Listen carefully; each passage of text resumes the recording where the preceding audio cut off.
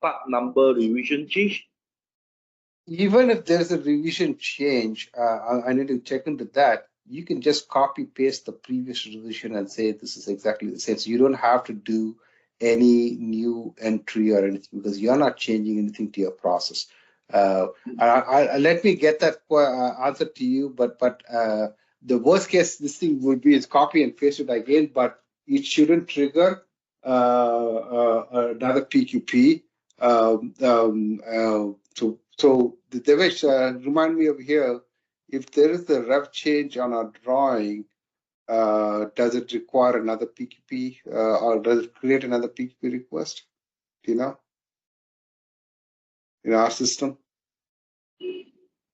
Sorry, because when before come to this transformation PQP to this E digital, currently our practice is whenever the part number revision change, we'll review our on-hand PQP and make a remarks. Let's say totally no change, but documentation wise, we will still make the revision 2 to 3 part number revision. Then we will well keep the new revision PQP.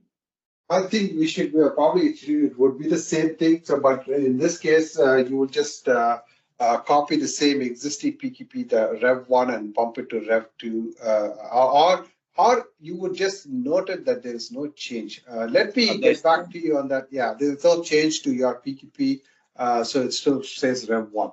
Unless you make a change to your process, then you will not have a Rev change. Understand. There wasn't a quick button, something like apply trigger me part revision change from revision 2 change to 3. Please review.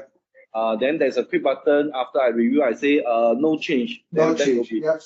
Automatically change to revision 3 in the system. No, so your PQP will not change revision because, like I said, the part revision and the PQP revision are going to be two independent. If you're not changing the process just because the part rev changed, your PQP rev will still be 1. Understand. Correct? Thank you very much. What happened there is option 1, my process changed. I'm the one editing and submit the PQP, or how should I do it? So you would request. Devesh, remind me for a supplier rev bump, how they can initiate it and submit for approval, right? Of course, of course. Yeah. Right. So you have an option. We have a button there. Yeah, let me share the screen here. So if you change a process, then you can go and submit a new rev for our approval. Go ahead, Devesh. Thanks for the question. Hope my screen is visible.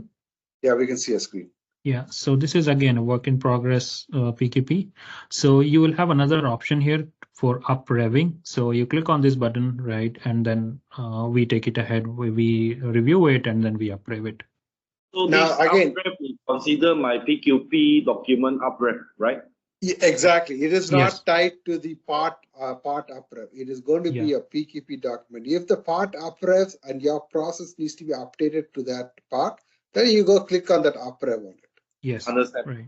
Thank you very much. Sure. Thank you for the question. All right. Good question, guys. So let's go back to the process. So we talked about the interlinks. So everybody can see my screen. Okay. Yes, all right. So basically, this is how the tabs will look. When you initially get it, it is going to be in blue. That means it's in blue. It's whipped with you. When you guys are completed, it'll turn yellow. It's pending review. When we have reviewed it and approved it, it'll turn to green, right? So this is just color coding.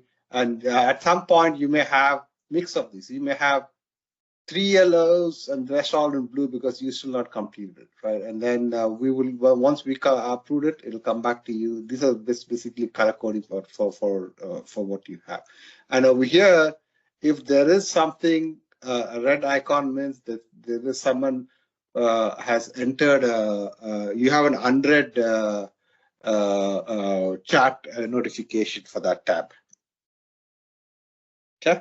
In this case, it shows a lot of them unread, but in this one does not have any notification that's not read for you. Again, this will be specific for the user, right? Even though your company, you may have 3 supplier PQP focus register for your site.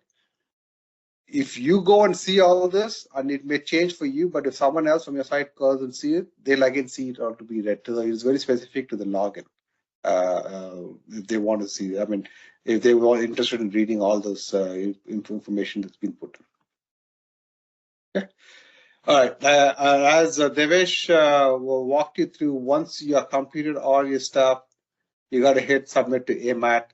Then it'll come to us, and then it's within our BUQ&R. He or she would review it.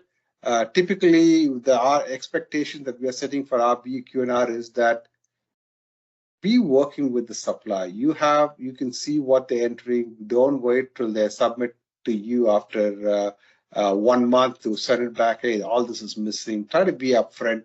But there may be still some cases that they might have missed what they've been doing, but we want to minimize that back and forth, going back to the supplier, coming back, and streamline it. But that's the process here.